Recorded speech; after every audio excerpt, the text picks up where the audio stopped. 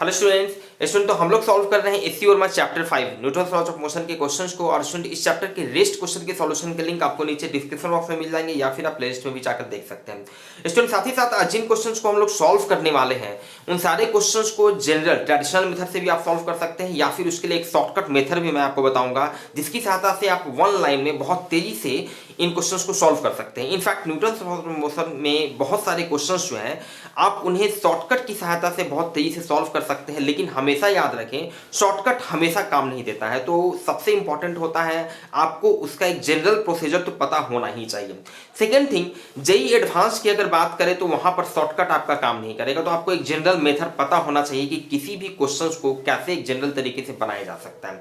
और दूसरी बात करें अगर नीट स्टूडेंट्स के लिए तो आप समझ सकते हैं कि नीट स्टूडेंट्स के लिए शॉर्टकट बहुत ही इंपॉर्टेंट होता है। तो चलिए शुरू करते हैं आज की क्लास को। और जो भी स्टूडेंट चैनल पर नए हैं प्लीज चैनल को सब्सक्राइब कर दें। स्टूडेंट क्वेश्चन नंबर 24 ये क्वेश्चन कह रहा है जिसके लिए फिगर आपका दिया हुआ है। Figure shows a uniform rod of length 30 centimetre having a mass of 3 kilogram. एक यूनिफॉर्म रॉड है जिसका टोटल मास है 3 किलोग्राम और यूनिफॉर्म रॉड है। यूनिफॉर्म रॉड है कहने का मतलब, यूनिफॉर्म रॉड है कहने का यहाँ पर यही मतलब है, ये हर तरह से यूनिफॉर्म है और इसीलिए इसके हर, जैसे इसमें दो पार्ट दिखाया गया है 10 सेंटीमीटर 20 सेंटीमीटर, मतलब हर अगर सेम सेक्शन ले तो हर सेम सेक्शन का मास भी सेम होगा।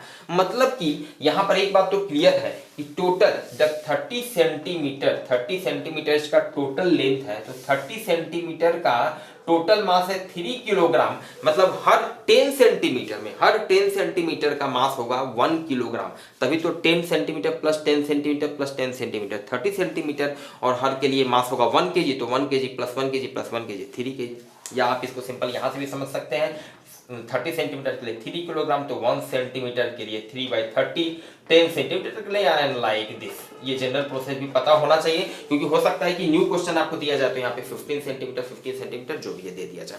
तो क्वेश्चन आगे का है the strings are pulled by constant forces of 20 newton and 32 newton. आप देख सकते हैं दो कांस्टेंट फोर्स इस पे अप्लाई किया जा रहा है, एक 20 न्यूटन इस तरह से और दूसरा 32 न्यूटन इस तरह से। Find the force exerted by the 20 centimetre part of the rod on the 10 centimetre part.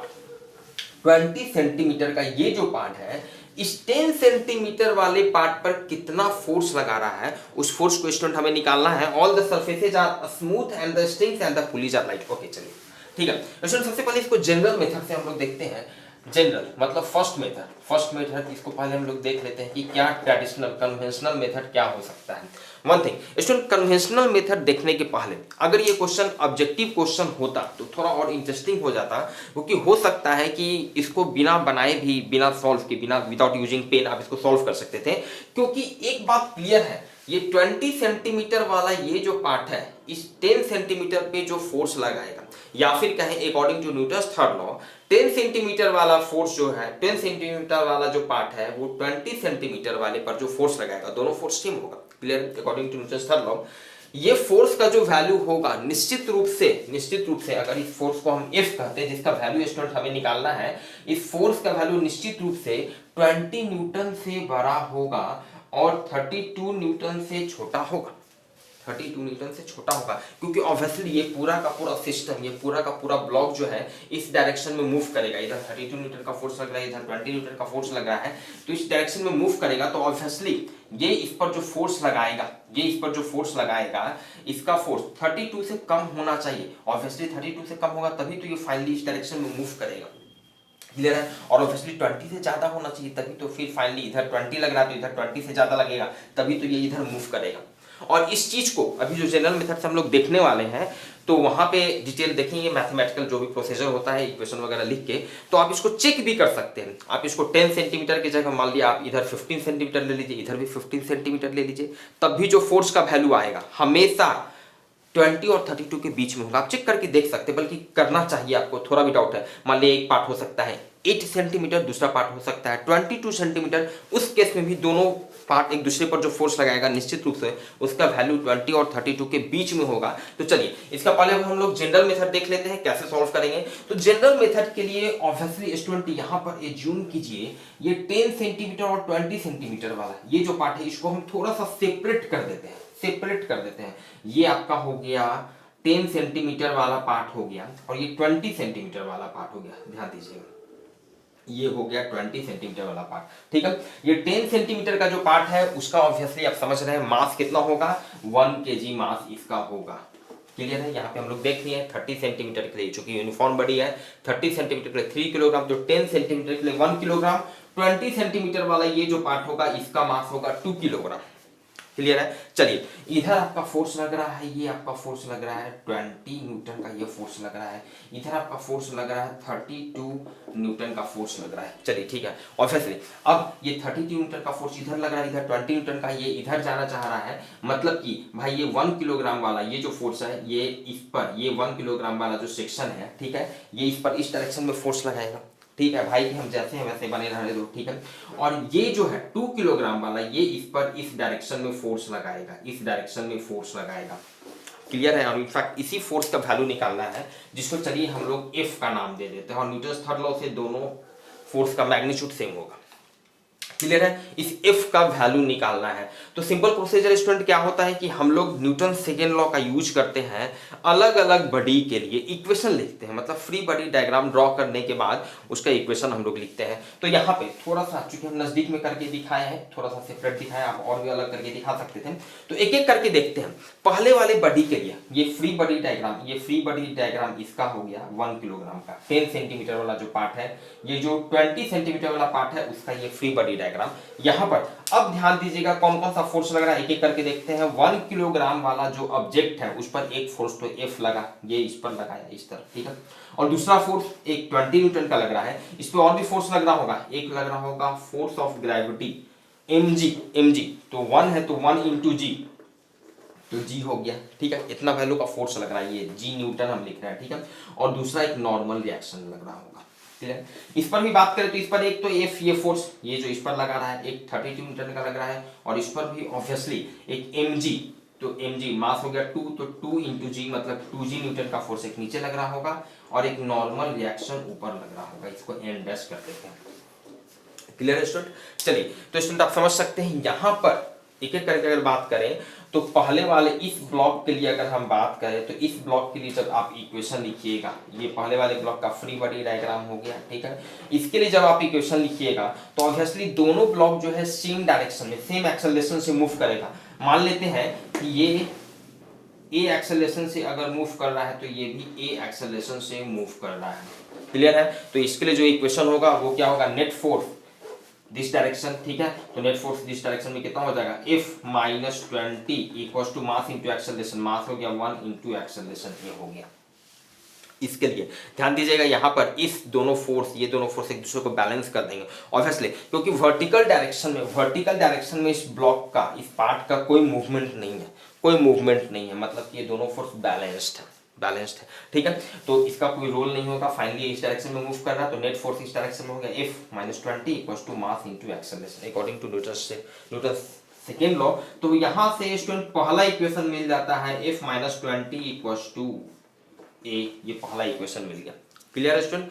चलिए दूसरा इक्वेशन हम लोग लिखते हैं इस ब्लॉक के लिए, ये जो पार्ट है इसके लिए अब हम लोग फ्री बॉडी डायग्राम यहाँ पे ड्रॉ हो चुका है, इस पे जितने भी फोर्सेज है सारे फोर्सेज को हम लोग निकाल चुके हैं, ड्रॉ कर चुके हैं। तो इसके लिए इक्वेशन, इसका भी नेट एक्सेलरेशन ए से मूव कर रहा है और इस डायरेक्शन में नेट फोर्स कितना होगा 32 माइनस ए, तो यहाँ से इसके लिए इक्वेशन लिखेंगे 32 minus A equals to net force equals to mass into acceleration, इसका मास कितना है 2, कितना एक्सेलरेशन से भाई, ऑब्वियसली ये भी सेम एक्सेलरेशन ए से मूव कर रहा है।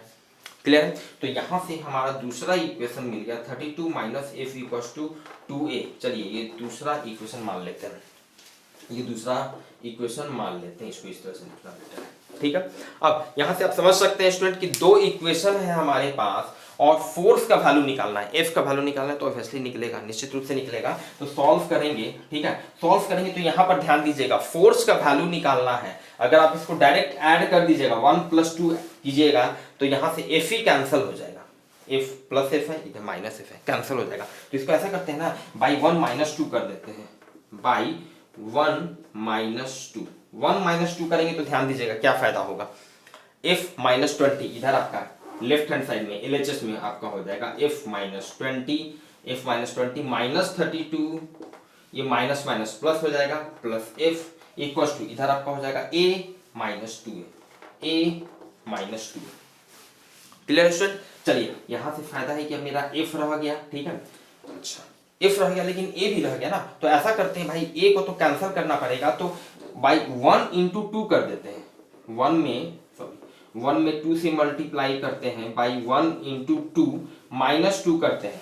1 में 2 से मल्टीप्लाई करके तब माइनस करेंगे तो फायदा है ये 2a हो जाएगा, 2a माइनस 2a कैंसिल हो जाएगा, 0 हो जाएगा। तो 1 इंटू 2, तो इधर आपका हो जाएगा 2f माइनस 40, और ये माइनस 2 करेंगे तो minus 32 plus f equals to 1 में 2 से तो 2a माइनस 2a इधर का, ठीक है। यहाँ से 2f प्लस f 3f, ये माइनस 40 माइनस 32 इधर आपका 0 हो गया, ये 72 उधर गया तो प्लस 72, इसलिए f का जो वैल्यू आ गया दिस इज 24 न्यूटन। 24 न्यूटन का फोर्स लगाएगा स्टूडेंट, और ये चीज हमें निकालना था। आप समझ सकते हैं कि ऑब्वियसली थोड़ा आपको समझा रहे हैं इसलिए भी टाइम लग रहा है बहुत बेसिक तरीके से। और दूसरा 2 इक्वेशन मिला, दोनों को सॉल्व करना पड़ा। ये जनरल मेरा मेथड हुआ स्टूडेंट, और आप देख सकते हैं कि यहाँ पे फोर्स का जो वैल्यू आया 24 न्यूटन, ऑब्वियसली ये 20 और 32 के बीच में होगा। और आप इस सेक्शन के लेंथ को चेंज करके इसको चेक कर सकते हैं कि ऑलवेज फोर्स का जो वैल्यू होगा ये 20 और 32 के बीच में होगा। अब स्टूडेंट इसका हम लोग दूसरा मेथड देखते हैं। ये आपका पहला मेथड था, दूसरा सेकेंड मेथड जो होगा जिसको आप शॉर्टकट मतलब ट्रिक कह सकते हैं। ट्रिक, ये ट्रिक क्या है बहुत इंपॉर्टेंट समझिएगा। अब यहां पर चलिए इसको भूल जाइए, अलग अलग इक्वेशन लिखना है कुछ नहीं, ठीक है। एक बात तो क्लियर है ना कि ये पूरे बॉडी को हम इसको एक पूरा बॉडी एक मान सकते हैं, इनफैक्ट है ही यहाँ पर तो पूरा बॉडी है। एक जनरल कंसेप्ट आपको बता रहे हैं जो कि सारे आगे के क्वेश्चंस में एप्लीकेबल होगा, समझिएगा। ये इसको एक लाइन में इस सिचुएशन को हम कह सकते हैं कि भाई मेरे पास एक बॉडी है जिसका मास है 3 किलोग्राम, और उस पे जो फोर्स लग रहा है उस पर 2 फोर्स लग रहा है। एक फोर्स लग रहा है 32 न्यूटन का, एक फोर्स लग रहा है 20 न्यूटन का। इसको कह सकते हैं मेरे पास एक सिचुएशन है कि 3 किलोग्राम का एक ब्लॉक है जिसपे एक 32 न्यूटन का फोर्स इधर लग रहा है, एक 20 न्यूटन का फोर्स इधर लग रहा है। तो अगर ये ए एक्सेलरेशन से मूव करता है, ये अगर ए एक्सेलरेशन से मूव करेगा तो हम डायरेक्ट यहाँ पे एक्सेलरेशन का वैल्यू निकाल सकते हैं। एक्सेलरेशन का वैल्यू, जितना एक्सेलरेशन से ये मूव कर रहा है उतना ही इसका पार्ट सब उतना ही एक्सेलरेशन से मूव करेगा, उतना ही एक्सेलरेशन से। तो डायरेक्ट यहाँ पर हम जो एक्सेलरेशन है उसको निकाल सकते हैं। क्या निकाल सकते हैं भाई, this is your net force. Net force कितना लग रहा है, नेट फोर्स कितना इस पर लग रहा है, और टोटल इसका मास कितना है।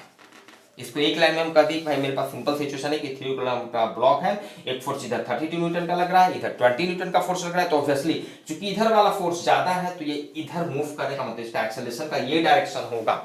और अगर किसी स्टूडेंट को कंफ्यूजन होता है, पहले भी हम बता चुके हैं ये चीज कि भाई कैसे सर आप कह रहे हैं कि एक्सेलरेशन का यही डायरेक्शन होगा। भाई एक्सेलरेशन हम पहले ही कैसे कह देंगे, हो सकता है ये भी डायरेक्शन हो, कोई प्रॉब्लम नहीं है, आप उस डायरेक्शन में मान के लिख सकते हैं। जब आप उस डायरेक्शन में मान कर लिखेंगे, जो भी आप इक्वेशन लिखेंगे, तो फर्दर आपको एक्सेलरेशन का वैल्यू नेगेटिव आ जाएगा, जो कि ये प्रूफ करेगा भाई कि नेट फोर्स इधर ये वाला फोर्स ज्यादा है, मतलब ये इस डायरेक्शन में मूव करेगा। क्लियर है। तो यहां पर नेट फोर्स ध्यान दीजिएगा, नेट फोर्स कितना हो गया, तो एक 32 इधर लग रहा है, 20 इधर लग रहा है, तो 32 माइनस 20 डिवाइडेड बाई टोटल मास कितना है, टोटल मास 3 किलोग्राम। यहाँ पे आपको इसका बहुत बेनिफिट भले ना लगे, लेकिन आगे के क्वेश्चन में आप देखेंगे बहुत ये अच्छा ट्रिक है, तो आपको पता होना चाहिए कि कैसे हम लोग इसको सॉल्व करते हैं। तो this is your 32 minus 20, this is 12/3 means 4 metre per second square. अभी हम लोगों को पता चल गया कि भाई 4 metre per second square acceleration से मूव कर रहा है। अब आगे हालांकि आपको इस पर्टिकुलर क्वेश्चन के लिए फ्री बॉडी डायग्राम किसी एक को ड्रॉ करना पड़ेगा, क्यों, क्योंकि आपका इंटरनल ये फोर्स पूछा जा रहा है कि ये पार्ट इस पे कितना फोर्स लगा रहा है। तो इस पार्ट के लिए तो obviously free body diagram draw करना पड़ेगा, क्योंकि जब हम इसको ट्रिक की सहायता से सॉल्व किए, एक्सेलरेशन का डायरेक्ट वैल्यू निकाल दिए। बेनिफिट देखिएगा, अगर आप इसको जनरल तरीके से बनाते और एक्सेलरेशन का वैल्यू पूछता, यहाँ पर हालांकि पूछा नहीं है लेकिन पूछता, तो आप समझ सकते हैं कि दोनों इक्वेशन लिखना होता, तब इसको सॉल्व करके आप एक्सेलरेशन का वैल्यू निकालते। लेकिन यहाँ पे आप डायरेक्ट एक्सेलरेशन का वैल्यू निकाल चुके हैं। आप देखिएगा इसको सॉल्व करके एक्सेलरेशन का सेम वैल्यू आएगा 4 मीटर पर सेकेंड स्क्वायर। तो अब चूंकि इंटरनल ये फोर्स पूछ रहा है, तो किसी एक का फ्री बॉडी डायग्राम ड्रॉ कीजिए। चलिए हम ये 10 सेंटीमीटर वाले का ही ड्रॉ कर लेते हैं। इसका मास हम लोग देख चुके हैं, चूंकि यूनिफॉर्म बॉडी है तो इसका मास हो जाएगा 1 किलोग्राम। इस पे भाई एक फोर्स इधर ये F जो लग रहा है जिसका वैल्यू हम लोगों को निकालना है, इधर इस पर एक फोर्स लग रहा है 20, पहले की तरह इसको ये फोर्स इधर वाला लेने का जरूरत नहीं है, इसका वेट और नॉर्मल रिएक्शन आप समझ रहे हैं दोनों बैलेंस है। तो यहाँ पे सीधे हम लोग लिख देंगे भाई ये टोटल इसका एक्सेलरेशन निकल चुका है, तो इसका एक्सेलरेशन अब सीधे 4 मीटर पर सेकेंड इसका एक्सेलरेशन से मूव कर रहा है। तो F-20 net force F-20 equals to mass into acceleration 4, और यहाँ से F इक्वल्स टू हो गया 24 न्यूटन। Clear student? तो आप देख सकते हैं कि फाइनली आपका आंसर सेम हो गया। ठीक है, चलिए स्टूडेंट मूव करते हैं हम लोग क्वेश्चन नंबर 25 की तरफ।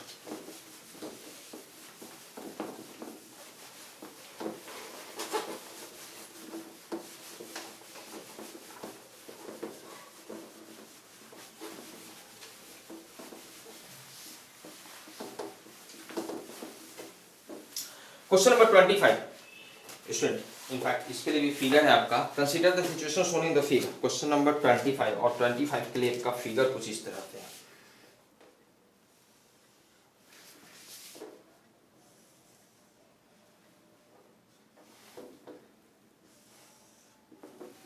कुछ इस तरह का सिचुएशन है।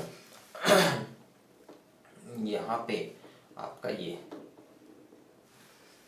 1 किलोग्राम का ब्लॉक है और यहाँ भी आपका 1 किलोग्राम का ब्लॉक है। ओके, चलिए ये 1 kg का ब्लॉक है, दिस इज 1 kg का ये ब्लॉक है। ओके, यहाँ पर ये पुल्ली है लगा हुआ पुल्ली, और इस पुल्ली से इस तरह से ये बंधा हुआ है,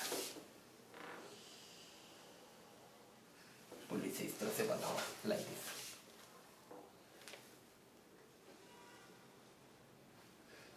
ये सिचुएशन है। ओके, चलिए ठीक है। और यहाँ पर ये जो ट्रायंगल है, ट्रायंगुलर जो शेप है जिस पर ये दोनों ब्लॉक रखा हुआ है, इसके साइड का लेंथ दिया हुआ है, this is 3 metre, this is 4 metre and this is 5 metre.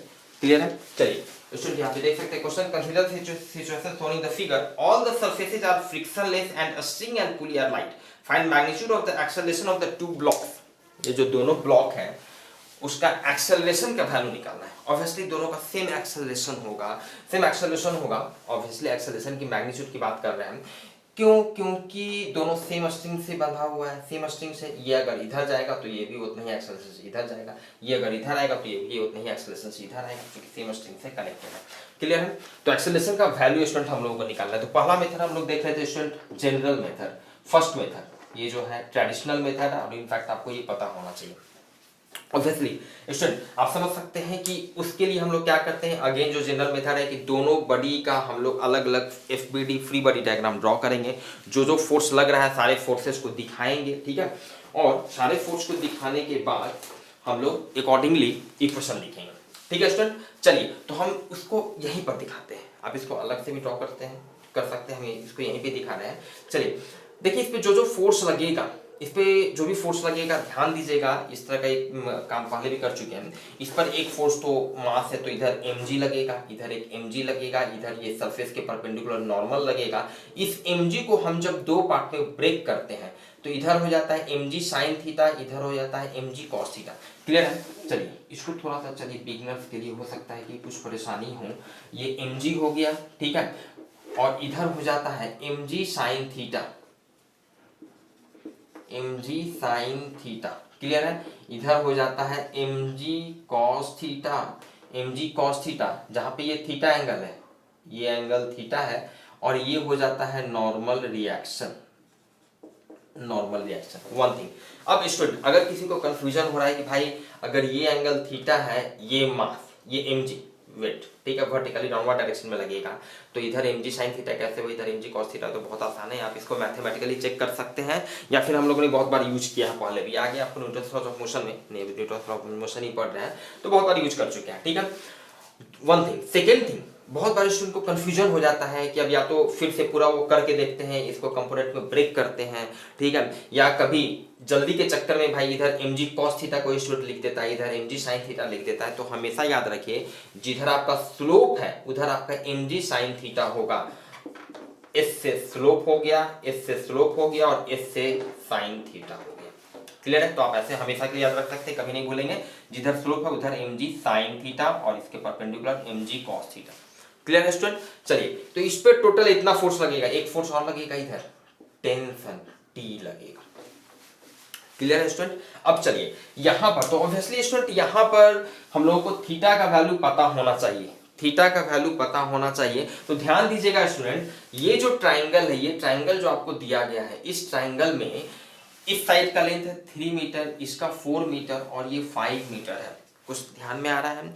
ध्यान में यही बात आएगा, थोड़ा सा सोचेंगे आप तो ये 3 4 5 ये जो कॉम्बिनेशन होता है ये एक राइट एंगल ट्राइंगल को शो करता है। 3 4 5 राइट एंगल ट्राइंगल को शो करता है। आप देख सकते हैं 5 square equals to 3 square plus 4 square, जहां पे ये 5 मीटर जो होता है हाइपोटेनियस, हाइपोटेनियस का लेंथ होता है। और हाइपोटेनियस कौन होता है? जो 90 डिग्री जो एंगल होता है उसके सामने वाला जो साइड होता है वही होता है हाइपोटेनियस।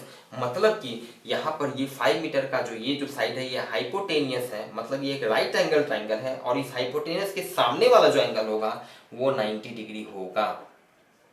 एक तो इसको बहुत तरीका है, ये थीटा निकालने का बहुत तरीका है। एक तो सबसे इजी मेथड यही हुआ कि भाई यहाँ से ये कॉम्बिनेशन देखते के साथ ध्यान में आएगा कि भाई ये राइट एंगल ट्राइंगल है। और जब ये राइट एंगल ट्राइंगल है तो अब यहाँ पे आप बहुत ही आसानी से लिख सकते हैं इस साइन थीटा का वैल्यू, इस साइन थीटा का। तो यहाँ पे आप लिख सकते हैं sine theta, sine theta student कितना हो जाएगा? Perpendicular by hypotenuse.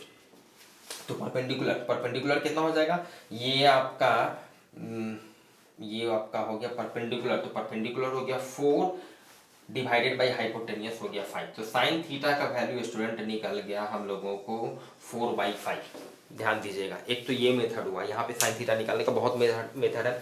Sine theta आप इस तरह से भी निकाल लिए राइट एंगल ट्राइंगल पहचान के, या फिर आप इसमें साइन फॉर्मूला भी लगा सकते हैं। साइन फॉर्मूला होता है, कोसाइन फॉर्मूला होता है, तो साइन फॉर्मूला भी लगा सकते हैं, ठीक है ना। और फॉर साइन थीटा, और फॉर साइन थीटा, एक तो ये मेथड हुआ कि राइट एंगल ट्राइंगल पहचान गए इसलिए साइन थीटा मेरा परपेंडिकुलर बाय हाइपोटेनियस 4/5 हो गया। साइन थीटा का अगर कंसेप्ट यूज करेंगे तो साइन थीटा क्या आप करेंगे? दिस साइड मान लिया 5 डिवाइडेड बाय साइन और उसके सामने और वो angle sine 90 degree equals to, मान लिया ये एंगल निकालना है तो इसके सामने का sine 4/sin theta. Sine formula, sine formula basic पता होना चाहिए, नहीं तो हम लोग इनफैक्ट वेक्टर में बहुत डिटेल से वहां पे हम आपको बता चुके हैं। साइन 90 का वैल्यू 1 हो गया 4/sin थीटा, और इसीलिए साइन थीटा यहां से आपका निकल जाएगा 4/5। तो आप साइन फॉर्मूला का भी यूज कर सकते हैं, आप कोसाइन फॉर्मूला का भी यूज कर सकते हैं, करके देखिए खुद से। Cosine formula cos theta equal to क्या लिखेंगे? 3 स्क्वायर प्लस 5 स्क्वायर, और बहुत मेथड हो सकता है। cos थीटा का यहाँ से वैल्यू निकलेगा, कोसाइन फॉर्मूला अगर आप लोग यूज करते हैं तो 3 square plus 5 square, 3 square plus 5 square minus 4 square divided by 2 into 3 into 5, 2 into 3 into 5। यहाँ से ध्यान दीजिए cos थीटा का वैल्यू निकलेगा, उसके बाद आप यहाँ से फिर फर्दर साइन थीटा का वैल्यू निकाल सकते हैं। तो बहुत मेथड हो सकता है स्टूडेंट। चलिए फाइनली स्टूडेंट, फाइनली क्या है कि साइन थीटा का हम लोग वैल्यू निकाल दिए। मास का वैल्यू है 1 किलोग्राम, साइन थीटा का वैल्यू आया 4/5। तो ये आपका हो जाएगा मास का वैल्यू 1, तो 1 इंटू जी, 1 इंटू जी इंटू साइन थीटा 4/5। तो इस डायरेक्शन में जो फोर्स लगा दिस इज 4/5g, 4/5g। इस डायरेक्शन में जो फोर्स लगा 4/5g। ध्यान दीजिएगा, अब हम लोग को ये mg cos थीटा और नॉर्मल रिएक्शन इसको कंसीडर नहीं करना है। और वैसे चूंकि इस डायरेक्शन में इसका कोई मूवमेंट नहीं है ब्लॉक का, ये दोनों एक दूसरे को बैलेंस कर रहे हैं। तो नेट फोर्स हम जो एज्यूम करेंगे इस डायरेक्शन में, ठीक है। इस डायरेक्शन में एक इधर फोर्स लग रहा है 4/5g और एक इधर फोर्स लग रहा है t, ठीक है। उसी तरह अगर इस पर हम बात करें तो आप समझ सकते हैं इसका भी इसी तरह होगा। mg cos theta normal reaction consider करने की जरूरत नहीं है, इधर हो जाएगा mg sin थीटा। तो ध्यान दीजिएगा mg sin थीटा, तो इसका भी मास 1 है, तो 1 इंटू जी इंटू साइन।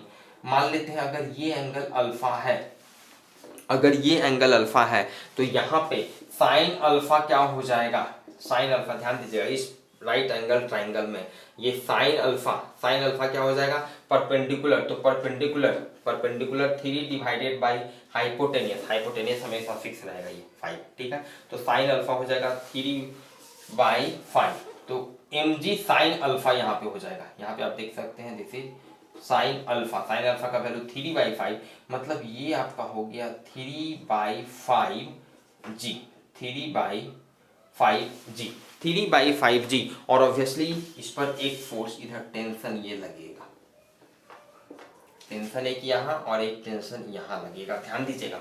अब यहाँ पे आप देख सकते हैं इधर आपका जो फोर्स लग रहा है, फाइनली थोड़ा सा अलग फिगर हम बना दें आपके सामने। कुछ इस तरह का सिचुएशन है कि भाई ये एक 1 किलोग्राम का ऑब्जेक्ट है, 1 kg का ऑब्जेक्ट है। इस पर इस डायरेक्शन में जो फोर्स लग रहा है दिस इज 4/5g, 4/5g। इधर फोर्स लग रहा है टेंशन, ठीक है, टेंशन, ओके। और ये जो 1 किलोग्राम का ये जो ऑब्जेक्ट है इस पर इधर फोर्स लग रहा है 3/5g और इधर फोर्स लग रहा है ये टेंशन। क्लियर है? तो ऑब्वियसली चूंकि 4/5g बड़ा है 3/5g से, मतलब ये टोटल सिस्टम इधर मूव करेगा। अगर ये a एक्सेलरेशन से इधर मूव करेगा तो ये भी a एक्सेलरेशन से ऊपर की ओर इधर मूव करेगा। क्लियर है? चलिए ठीक है। अब हम लोग एक एक करके ये पहला ब्लॉक मान लेते हैं, ये दूसरा ब्लॉक मान लेते हैं। तो फॉर 1 पहले वाले के लिए, ठीक है, simple, according to Newton second law हम लोग इक्वेशन लिखेंगे। भाई इस पर ये नेट एक्सेलरेशन इधर मूव कर रहा है, नेट फोर्स इस डायरेक्शन में, तो इधर एक फोर्स लग रहा है 4/5g, इधर t लग रहा है, तो नेट फोर्स इस डायरेक्शन में कितना हो जाएगा 4/5g minus t equals to इसका मास और इस इनटू एक्सेलरेशन। ये पहला इक्वेशन हो गया, ठीक है, 1 into a, ठीक है। और उसी तरह दूसरे वाले के लिए हम लोग क्या इक्वेशन लिखेंगे स्टूडेंट? दूसरे वाले के लिए इक्वेशन जो हम लोग लिखेंगे ये आपका हो जाएगा, नेट एक्सेलरेशन इधर है तो नेट फोर्स इधर, t इधर लग रहा है, इधर 3/5g, तो नेट फोर्स इस डायरेक्शन में हो जाएगा t minus 3/5g equals to इसका मास और इसका एक्सेलरेशन a। क्लियर है? दो इक्वेशन है स्टूडेंट, हम लोगों को निकालना क्या था, क्या चीज का वैल्यू निकालना था, एक्सेलरेशन या टेंशन? क्या? Find magnitude of the acceleration of the two blocks. Acceleration निकालना है, क्वेश्चन नंबर 25 हम लोग देख रहे हैं। एक्सेलरेशन निकालना है तो ऑब्वियसली बहुत ही आसान है, आप समझ सकते हैं। अब ये दोनों इक्वेशन को अगर हम लोग ऐड कर देते हैं, ये पहला इक्वेशन हो गया, ये दूसरा इक्वेशन हो गया, बाई 1 + 2, दोनों इक्वेशन को अगर हम लोग ऐड करते हैं तो क्या फायदा होगा, t और t, टेंशन आपका कैंसिल हो जाएगा और डायरेक्ट बहुत आसानी से एक्सेलरेशन का वैल्यू निकल जाएगा। तो इधर आपका हो जाएगा 4/5g माइनस 3/5g, इधर आपका a प्लस a। क्लियर है? यहाँ से 4g/5 माइनस 3g/5, ये g/5 इक्वल्स टू 2a, और इसीलिए एक्सेलरेशन का वैल्यू हो जाएगा g/2, इधर आपका जाएगा तो g/10 metre per second square. ये आपका एक्सेलरेशन का वैल्यू निकल गया। क्लियर है? क्वेश्चन नंबर 25 g/10, ठीक है। क्वेश्चन चलिए हम लोग देखते हैं इसका ट्रिक, सेकेंड मेथड, ध्यान दीजिएगा। सेकेंड मेथड कैसे इसको आप शॉर्टकट मेथड से बना सकते हैं। अगेन स्टूडेंट ध्यान दीजिएगा, ये जो सिचुएशन है इस सिचुएशन को अब हम एक लाइन में ये कह सकते हैं, भाई एक 1 किलोग्राम का यहाँ पे है, एक 1 किलोग्राम का ऑब्जेक्ट यहाँ पे है, दोनों सेम एक्सेलरेशन से मूव कर रहा है, तो हम एक लाइन में कह सकते हैं भाई कि मेरे पास एक 2 किलोग्राम का एक ऑब्जेक्ट है, 1 किलोग्राम प्लस 1 किलोग्राम, इसको हम एक ऑब्जेक्ट एज्यूम कर सकते हैं। और इस शॉर्टकट मेथड में हम लोग जो इंटरनल जो फोर्स होता है, जैसे यहाँ पर इंटरनल जो फोर्स है टेंशन, और इसके पहले वाला मेथड में, इसके पहले वाले क्वेश्चन में भी याद कीजिए, जो 10 सेंटीमीटर और 20 सेंटीमीटर एक दूसरे पर जो फोर्स लगा रहा था उसको कंसीडर नहीं किए थे, इफ जिसको हम लोग माने थे। तो उसी तरह यहाँ पे इस शॉर्टकट मेथड में इंटरनल फोर्स को हम लोग नेग्लेक्ट कर देते हैं, इंटरनल फोर्स को हम लोग नहीं ध्यान देते हैं, नहीं कंसीडर करते हैं। तो फाइनली हम इस सिचुएशन को मान सकते हैं कि भाई मेरे पास एक ही ऑब्जेक्ट है जिसका मास है, टोटल मास है 1 किलोग्राम प्लस 1 किलोग्राम, और उस पर 2 फोर्स लग रहा है, ठीक है। एक 4g/5 न्यूटन का इधर फोर्स लग रहा है और उसको अपोज कर रहा है एक दूसरा फोर्स 3/5g। मतलब हम डायरेक्ट इसका एक्सेलरेशन हम लोग इस तरह से लिख सकते हैं, इसका एक्सेलरेशन हम लोग डायरेक्ट लिखेंगे, डायरेक्ट एक्सेलरेशन इसका हम लोग लिखेंगे नेट फोर्स। यहाँ पे भाई टोटल कितना फोर्स लग रहा है, ये जो ऑब्जेक्ट, जो एक ब्लॉक जिसको हम एक मान रहे हैं, उस पर नेट फोर्स कितना लग रहा है और उसका टोटल मास कितना है, तो भाई इस पर नेट फोर्स लग रहा है एक 4g/5, क्योंकि नेट एक्सेलरेशन इधर इस डायरेक्शन में मूव कर रहा है, तो इधर आपका हो गया 4g/5, और इसको एक दूसरा फोर्स अपोज कर रहा है, कौन अपोज कर रहा है, 3g/5, तो माइनस 3g/5, और इसका टोटल मास कितना हो गया 1 kg प्लस 1 kg। ये आपका फाइनल आंसर हो गया।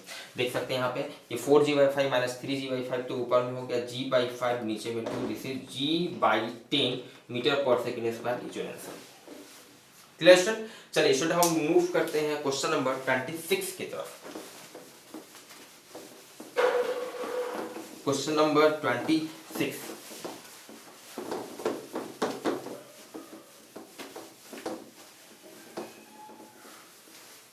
क्वेश्चन नंबर 26 स्टूडेंट, क्वेश्चन कह रहा है a constant force F equals to m2g/2। Again इस क्वेश्चन के लिए भी फिगर आपको दिया हुआ है, और ये फिगर क्या है स्टूडेंट? फिगर में आप देख सकते हैं, दिस इज द सिचुएशन। यहाँ पर एक ब्लॉक है और इस ब्लॉक पर एक फोर्स लगाया जा रहा है, एक फोर्स F लगाया जा रहा है। इस ब्लॉक का मास है m1। ओके, चलिए इससे एक दूसरा ब्लॉक कनेक्टेड है, एक दूसरा ब्लॉक कनेक्टेड है कुछ इस तरह से, और ये दूसरा ब्लॉक जो है its mass is m2, its mass is m2। Okay, चलिए ठीक है। क्वेश्चन है a constant force F equals to m2g/2।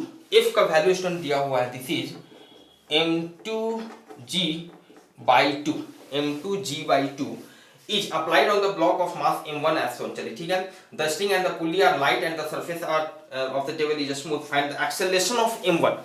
m1 का एक्सेलरेशन निकालना है, m1 का एक्सेलरेशन। स्टूडेंट ध्यान दीजिएगा, ये जो F फोर्स लगाया जा रहा है, इस F फोर्स का वैल्यू कितना है? m2g/2।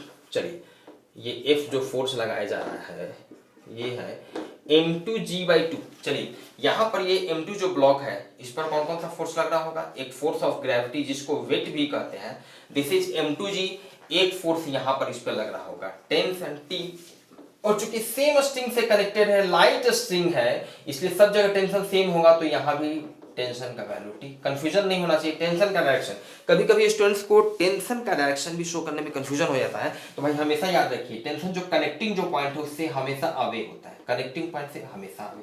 ये जो कनेक्टिंग पॉइंट है तो इस कनेक्टिंग पॉइंट से हमेशा अवे दूर होगा। ठीक है, चलिए अब और क्या क्या फोर्स दिखाएं। m1 पर अगर फोर्स की बात करें तो आप समझ सकते हैं भाई, इस पर एक फोर्स तो जो m1g होगा और एक नॉर्मल रिएक्शन, तो इसको ऑब्वियसली यहाँ पर इसका कोई रोल नहीं होगा, क्योंकि ये दोनों एक दूसरे को बैलेंस कर देंगे। क्यों बैलेंस कर देंगे भाई? क्योंकि वर्टिकल डायरेक्शन में इसका कोई मोशन नहीं है, वर्टिकल डायरेक्शन में कोई मोशन नहीं है, मतलब वर्टिकल डायरेक्शन में एक्सेलरेशन जीरो है। तो जब एक्सेलरेशन जीरो है, इसका मतलब according to Newton first law, Newton के पहले नियम के हिसाब से दोनों फोर्स जो है एक दूसरे को बैलेंस करेगा, क्योंकि न्यूटन का पहला नियम यही कहता ही है कि अगर एक्सेलरेशन जीरो है तो पक्का बात है कि या तो फोर्स नहीं लग रहा है या फिर जो भी फोर्सेज लग रहे हैं वो बैलेंस फोर्सेज हैं, इस तरह से एक्ट कर रहे हैं कि वो एक दूसरे को बैलेंस कर रहे हैं। चलिए तो इसको हम लोग थोड़ा सा इस तरह से कैंसिल कर देते हैं, मतलब यहाँ पे इसका कोई रोल नहीं है।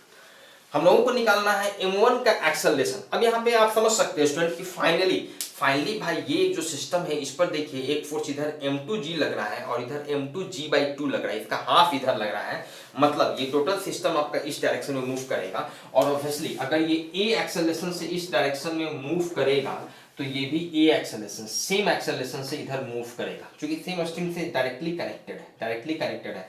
ये जितना 1 सेकेंड में अगर 1 मीटर ये कवर करेगा तो ये भी 1 सेकेंड में 1 मीटर आगे बढ़ जाएगा, तो सेम एक्सेलरेशन से मूव करेगा। क्लियर है? तो a का वैल्यू स्टूडेंट हम लोगों को निकालना है, a का वैल्यू हम लोगों को निकालना है। तो ऑब्वियसली हम लोग सबसे पहले देखते हैं student general method, first method, traditional method जो होता है। ऑब्वियसली इसमें हम लोग क्या करते हैं स्टूडेंट, दोनों ब्लॉक के लिए अलग अलग फ्री बॉडी डायग्राम ड्रॉ करेंगे, जो कि ड्रॉ कर चुके हैं सारे फोर्सेस को अलग अलग यहीं पे हम दिखा दिए आपको। ठीक है, आपको इनफैक्ट अलग दिखाना चाहिए, बेहतर होगा।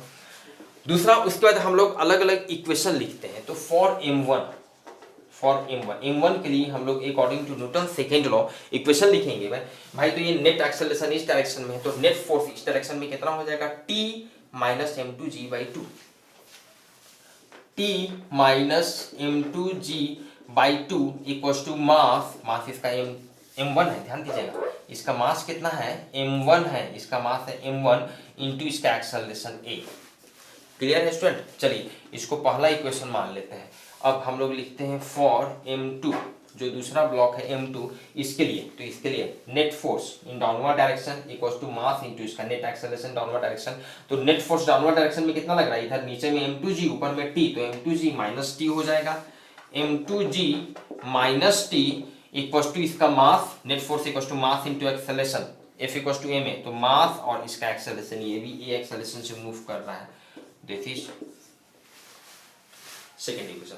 ए का वैल्यू स्टूडेंट हम लोगों को निकालना है, ऑब्वियसली हम लोग डायरेक्टली ऐड कर देंगे। डायरेक्टली ऐड करने से फायदा है, टेंशन मेरा कैंसिल हो जाएगा, सिर्फ और सिर्फ अननोन में ए बच जाएगा, निकाल सकते हैं। तो बाई 1 + 2 दोनों को ऐड करेंगे तो टी और टी कैंसिल हो जाएगा। इधर ध्यान दीजिएगा, इधर आपका हो जाएगा m2g, इधर हो जाएगा -m2g/2। m2g में से -m2g/2 हाफ घट जाएगा, तो मतलब आपका बच जाएगा m2g/2 बच जाएगा। क्लियर है? और इधर आपका ऐड किए हैं तो m1a + m2a, तो a कॉमन आ जाएगा, तो m1 + m2, और यहाँ से आपका एक्सेलरेशन हो जाएगा m2g divided by 2m1 + m2 is your answer. ये एक्सेलरेशन का वैल्यू निकलेगा। क्लियर है? और चलिए अब हम लोग इसको जनरल सेकेंड मेथड की सहायता से देखते हैं। ठीक, शॉर्टकट मेथड कहिए जो कहिए, कैसे इसको आप आसानी से सॉल्व कर सकते हैं। अगेन स्टूडेंट समझिएगा, इस पूरे सिचुएशन को हम कह सकते हैं कि भाई मेरे पास एक ही ब्लॉक है जिसका मास, टोटल मास है m1 + m2, और उस ब्लॉक पे वो ब्लॉक फाइनली ए एक्सेलरेशन से इस डायरेक्शन में मूव कर रहा है, ए एक्सेलरेशन से इस डायरेक्शन में मूव कर रहा है, जिस ब्लॉक पे एक फोर्स लग रहा है इधर m2g, और उस फोर्स को अपोज कर रहा है m2g/2 अपोज कर रहा है। क्लियर है? अगेन इंटरनल फोर्सेस को कंसीडर नहीं करेंगे, टेंशन वगैरह को। ठीक है, तो मतलब इसका टोटल एक्सेलरेशन, कितने एक्सेलरेशन से ये मूव कर रहा है, कितने एक्सेलरेशन से मूव कर रहा है, और जितने एक्सेलरेशन से ये ब्लॉक, जिसको हमें एक ही ब्लॉक एज्यूम कर रहे हैं, जितना एक्सेलरेशन से वो मूव करेगा उतना ही एक्सेलरेशन से अब अलग अलग सेपरेट वाइज यहाँ पर जो देखे हैं उतना ही एक्सेलरेशन से ये सब भी मूव करेगा। तो डायरेक्टली हम लोग एक्सेलरेशन का वैल्यू कैसे निकाल देंगे भाई? तो नेट फोर्स टोटल, इस सिस्टम पे नेट फोर्स कितना लग रहा है, नेट फोर्स कितना लग रहा है, और उस सिस्टम का टोटल मास कितना है। क्लियर है? सिचुएशन समझ रहे हैं? तो नेट फोर्स भाई, इस पर एक फोर्स लग रहा है इधर m2g, और इसको अपोज कर रहा है इधर m2g/2, तो नेट फोर्स हो गया m2g - m2g/2, और इसका टोटल मास कितना है? टोटल मास हो गया m1 + m2।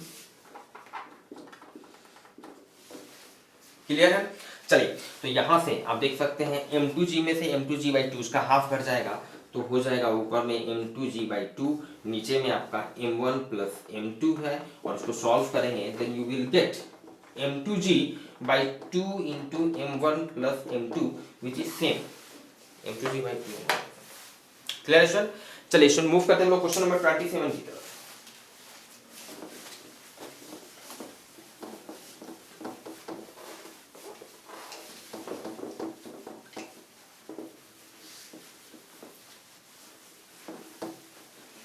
Question number 27 study question का रहा है, क्वेश्चन नंबर 27, और इनफैक्ट इसके लिए भी फिगर आपका दिया हुआ है इन फिगर देखते हैं थोड़ा। क्वेश्चन नंबर 27 के लिए आपका जो फिगर है,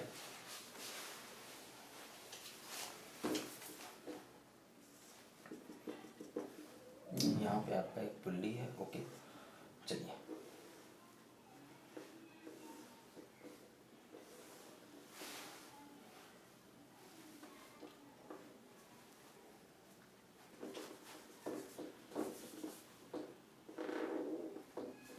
एक ब्लॉक है यहाँ पे आपका m1, और एक दूसरा ब्लॉक है m2। चलिए, और दोनों ब्लॉक पे एक फोर्स भी यहाँ पर दिखाया गया है, दोनों पे एक सेम मैग्नीट्यूड का, सेम वैल्यू का फोर्स लग रहा है, इफ वैल्यू का फोर्स भी यहाँ पर दिखाया गया है।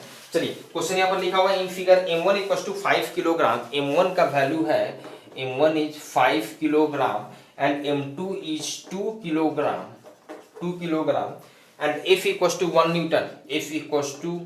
1 Newton, then find the acceleration of either block. Okay, describe the motion of m1 if the string breaks but F continues to act. चलिए एक एक करके देखते हैं। पहले पार्ट में हम लोगों को निकालना है स्टूडेंट इसका एक्सेलरेशन निकालना है। तो अगेन हम लोग इसको पहले जनरल मेथड से सॉल्व कर लेते हैं। First method general traditional method क्या करेंगे, ऑब्वियसली इस पे जो भी फोर्स लग रहा है, मतलब दोनों का अलग अलग फ्री बॉडी डायग्राम हम लोग ड्रॉ करेंगे, यहीं पर हम शो कर रहे हैं, ध्यान दीजिएगा। m1 ऐसा करते हैं स्टूडेंट, डायरेक्ट हम इसको सबका वैल्यू पुट करते हुए चलते हैं तो ज्यादा आसान होगा।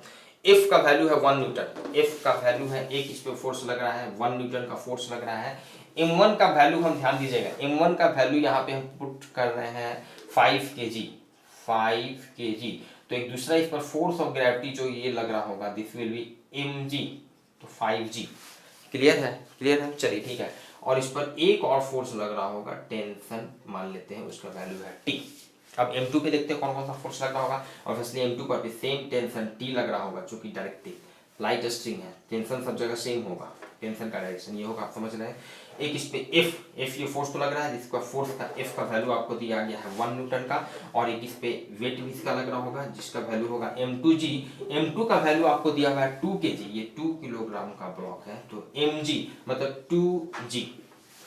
क्लियर है। अब ध्यान दीजिएगा भाई, इधर फोर्स लग रहा है 1 प्लस mg, और इधर फोर्स लग रहा है 1 प्लस 2g, मतलब इधर वाला फोर्स ज्यादा है, मतलब ये पूरा सिस्टम इस डायरेक्शन में मूव करेगा। मतलब अगर ये a एक्सेलरेशन से इधर मूव कर रहा है, तो ये भी a एक्सेलरेशन से इधर मूव करेगा ऊपर की ओर। क्लियर है। चलिए तो एक एक करके हम लोग इक्वेशन लिखते हैं फॉर 5 किलोग्राम वाला जो ब्लॉक है उसके लिए इक्वेशन लिखते हैं।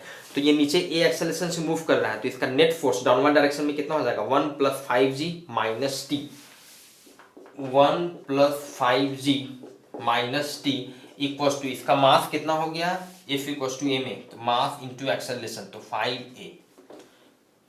चलिए आप डायरेक्टली 5a भी लिख सकते हैं, या और क्लियर करने के लिए पहला इक्वेशन हो गया। ठीक है, फॉर 2 किलोग्राम का जो ब्लॉक है, अब उसके लिए इक्वेशन लिख रहे हैं। 2 किलोग्राम का ब्लॉक a एक्सेलरेशन से ऊपर की ओर जा रहा है, तो नेट फोर्स अपवर्ड डायरेक्शन में कितना हो गया भाई, T फोर्स ऊपर की ओर लग रहा है, नीचे की ओर लग रहा है 1 प्लस 2g, तो नेट फोर्स अपवर्ड डायरेक्शन में कितना हो जाएगा, T minus 1 plus 2g equals to, इसका मास कितना हो गया 2 इंटू एक्सेलरेशन, ये एक्सेलरेशन से ही मूव कर रहा है, तो ये दूसरा इक्वेशन हो गया। स्टूडेंट हम लोगों को निकालना है पहले वाले पार्ट में the acceleration of either block, acceleration का वैल्यू निकालना है। अगेन बहुत ही सिंपल इक्वेशन, सिंपल इसका कैलकुलेशन हो जाएगा, आप समझ सकते हैं। दोनों को ऐड करेंगे सो दैट मेरा टी वाला टर्म कैंसिल हो जाएगा बाई 1 प्लस 2, टी का टर्म कैंसिल हो जाएगा, तो यहां से आप ध्यान दीजिएगा, इधर आपका हो जाएगा 1 प्लस 5g, ये आपका हो जाएगा -1 माइनस 2g, इधर आपका हो जाएगा 5a minus 2a, this is 1 minus 1 cancel हो गया, this is 3g equals to 3a, इसीलिए एक्सेलरेशन का वैल्यू निकल गया g, 5g minus 2g, 3g equals to 3a, acceleration का वैल्यू g, एक्सेलरेशन का value g, 1 plus 5g minus T, 1 plus 5g minus T equals to 5a, और t minus 1 plus 2g। ठीक है, तो 1 plus किए हैं, तो 1 plus 5g minus 1 minus 2g equals to 5g plus 2g, plus किए तो 5g 5a plus 2a equals to, ये आपका हो गया 7a हो गया। ठीक है, इसलिए एक्सेलरेशन का वैल्यू कितना स्टूडेंट हो जाएगा, 3g/7, इसका वैल्यू पुट करेंगे तो 3 इंटू 9.8 डिवाइडेड बाई 7, 3 इंटू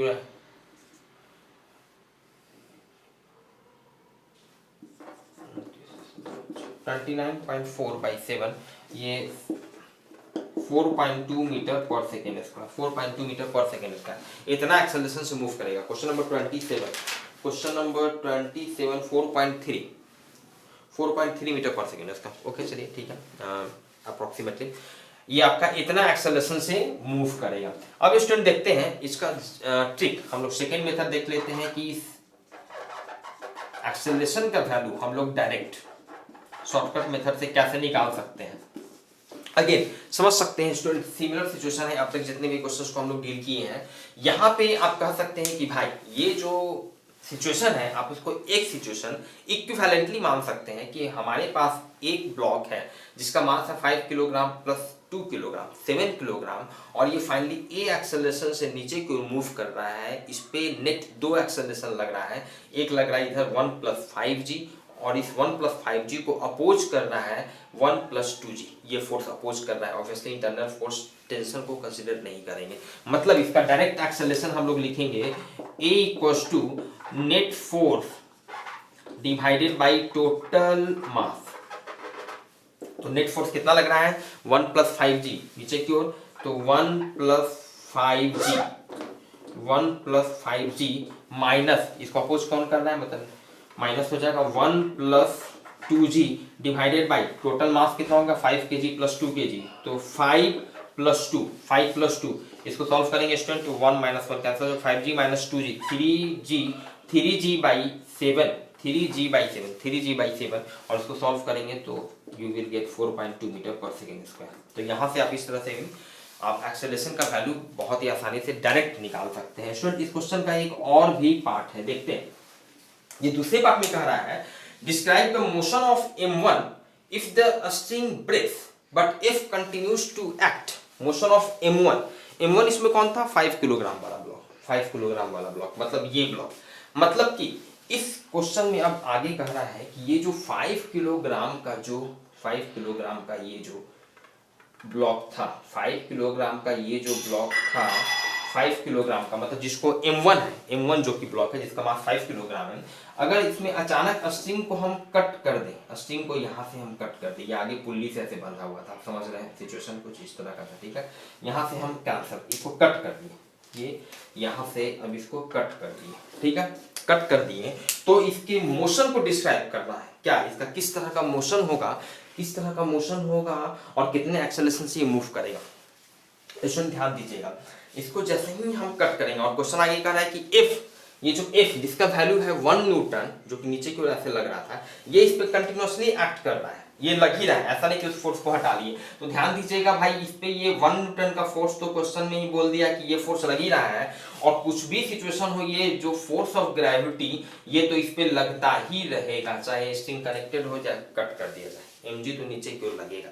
अब एक ही फोर्स का बात बचेगा, टेंशन फोर्स, ये टेंशन, तो टेंशन क्या इस पे लगेगा कि नहीं, ऑब्वियसली नहीं लगेगा। स्टूडेंट जैसे ही आप इस स्ट्रिंग को कट करेंगे तो वायर जो स्ट्रिंग जो है वो स्लैक कर जाएगा, ढीला पड़ जाएगा, मतलब इसमें टेंशन का स्लैक कर जाएगा मतलब इसमें टेंशन 0 हो जाएगा, ठीक है। तो यहाँ पे इंपॉर्टेंट ये है, ये आपको समझना है कि यहाँ पे इस केस में टेंशन 0 हो जाएगा, क्लियर है।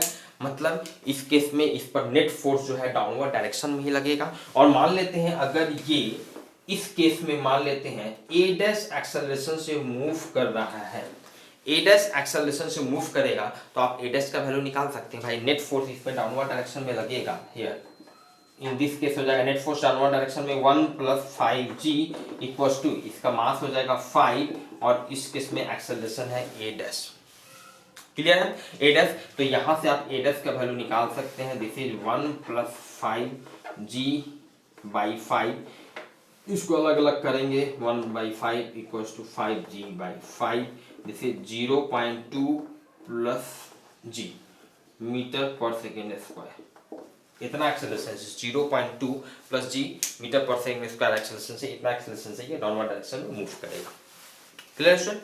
इसमें चलिए मिलते हैं तो फिर हम लोग नेक्स्ट क्लास में रेस्ट क्वेश्चंस के सॉल्यूशन के साथ।